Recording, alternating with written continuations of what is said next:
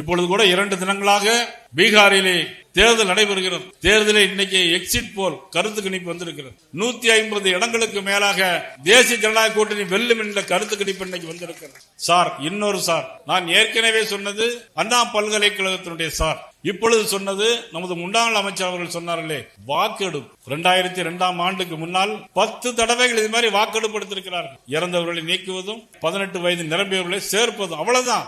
இதுல ஒண்ணுமே கிடையாது. ஆனா முதலமைச்சர் இன்னைக்கு என்ன தெரியுமா சொல்றாரு? சில அதிமத மேதாவிகள் பேசுகிறார்கள், அதில் மத்திய அரசு தேர்தல் ஆணையத்தினுடைய கீழே இருக்கிறதுனால எல்லா ஓட்டையும் எடுத்து விடுவார்கள் என்று இன்னைக்கு முதலமைச்சர் பேசுகிறார். இன்னைக்கு அவருடைய தொகுதியிலே 9000 ஓட்டு கள்ள ஓட்டு சேர்த்திருக்கிறான். அதை நீக்கிவிட்டால் இதே மாதிரி 234 தொகுதிகளிலும் ஒரு தொகுதிக்கு 10,000 15,000 ஆவரேஜாக கள்ள ஓட்டு சேர்க்கப்பட்டிருக்கிறது. அது நீக்கப்படும் பொழுது நிச்சயமாக தேசிய ஜனநாயக கூட்டணி நிச்சயமாக ஆட்சி அமைக்கும் என்பதில் எந்த விதமான சந்தேகம் இல்லை.